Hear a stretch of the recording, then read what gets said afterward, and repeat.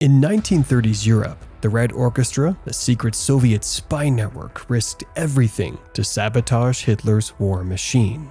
Their intelligence was so precise, it may have changed the course of the war. But when the Gestapo closed in, their fate was sealed. Was their sacrifice worth it? Welcome to Before Now, as we uncover the daring missions and tragic downfall of this legendary spy network.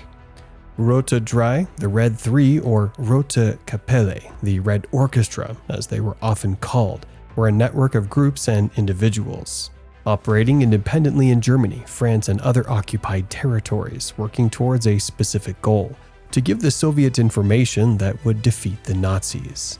Haro Schulz-Boysen, a high-ranking Luftwaffe officer, and Leopold Trepper, a master of espionage, were key individuals of the Red Orchestra that infiltrated top Nazi institutions, gathering crucial information on German military plans, industrial production, and even the development of the V-2 rocket. They weren't just professional spies, they were intellectuals, artists, journalists, and even ordinary laborers, united by their opposition to Nazism. These brave agents risked everything to disrupt the Nazi war machine, and their diversity contributed immensely to the success of their mission. They actively transmitted coded messages via shortwave radio, carried out acts of sabotage, and provided critical intelligence to the Soviets, all while staying one step ahead of the Nazis. They also employed a network of safe houses and couriers to protect their agents. The intelligence they gathered was invaluable to the Soviets, providing early warnings of German offensives, revealing the locations of key military installations, and disrupting the Nazi war effort. They even provided information on the planned invasion of the Soviet Union, Operation Barbarossa. However, Stalin famously dismissed it anyway, and the Soviets paid dearly for that mistake. But their success came at a cost. The Nazi Gestapo had long suspected Soviet espionage activities in occupied Europe, and their net was beginning to tighten. They had intercepted some radio transmissions and had suspicions about a well-organized network. Not until the 29th of June 1942 was their suspicion confirmed. The Gestapo got wind of a spy, and so they began a search across town.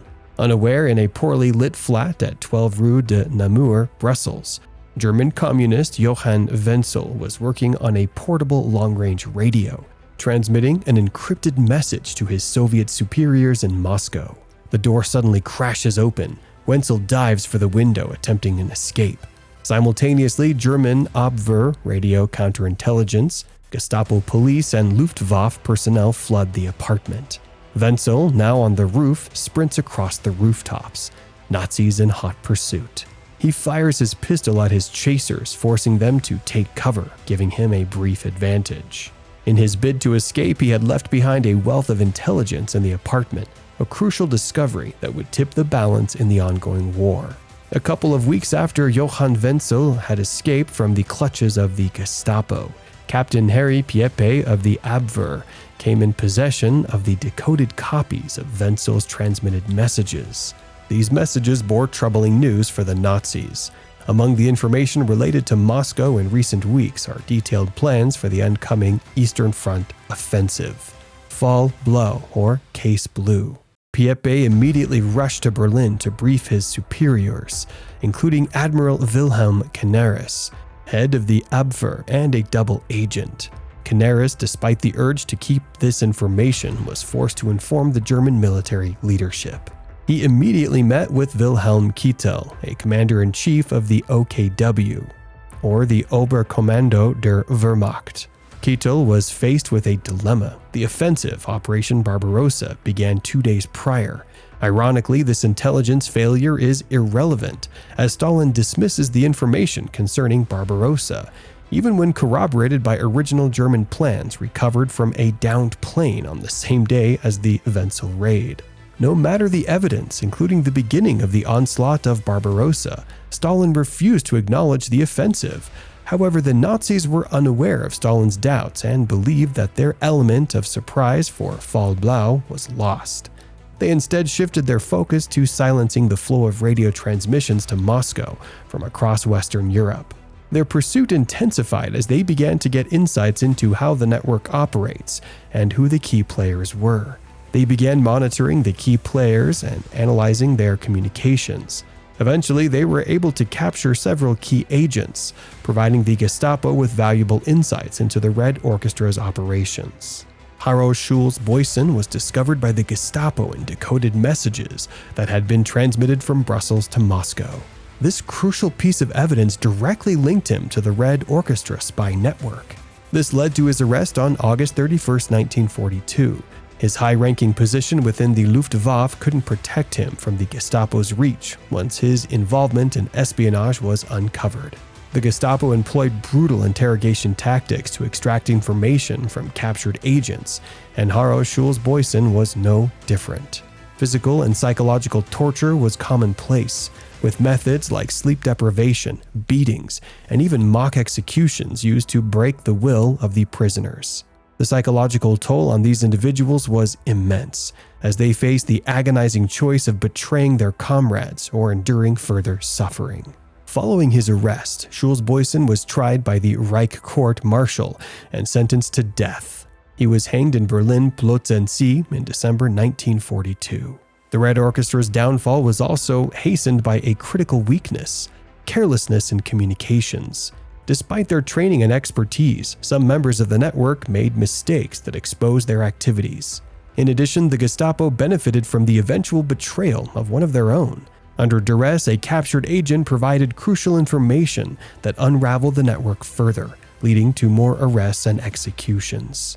In order to bring down the Red Orchestra finally, the Gestapo used a combination of careful surveillance, and once captured, the Red Orchestra agents were subjected to brutal interrogation tactics.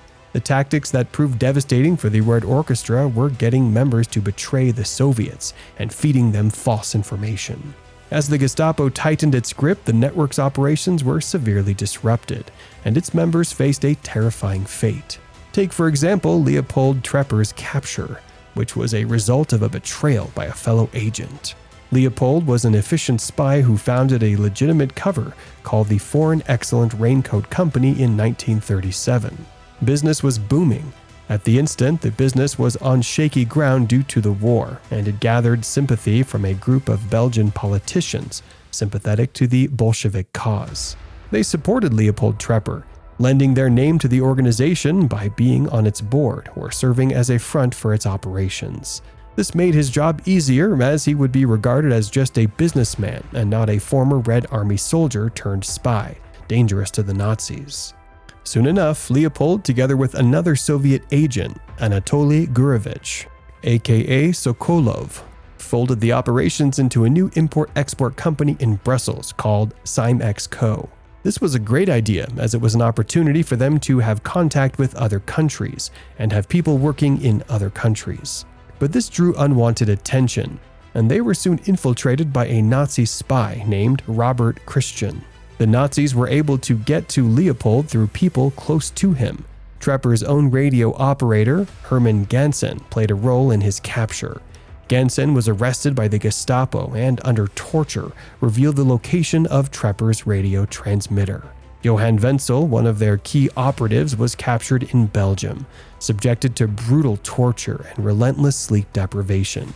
He eventually broke under the pressure. Based on these coerced testimonies, the Gestapo located and arrested Trepper in Paris in December 1942. However, Trepper was unlike other members of the Red Orchestra. As soon as he was captured, he was willing to cooperate with the Gestapo, providing them with information about the network. Although he cooperated with the Gestapo, he also managed to maintain a degree of deception, misleading the Gestapo in some instances. This eventually allowed him to survive the war. But what drove these individuals to risk their lives for the Soviet Union, a regime that was itself responsible for countless atrocities? Well, for most it was the deep-rooted hatred for fascism, the Nazis, and mostly for Hitler. Some others believed the Nazi ideology was evil, and others felt a sense of duty to the Soviets. It's important to acknowledge the actions of the Red Orchestra were contradictory. While they fought against an obviously brutal dictatorship, they were also aiding another. This was indeed a complex situation which highlights the difficult choices and moral dilemmas faced by those living under oppressive regimes. Nevertheless, the Red Orchestra displayed a high level of bravery in the face of extreme danger, caught between two evils.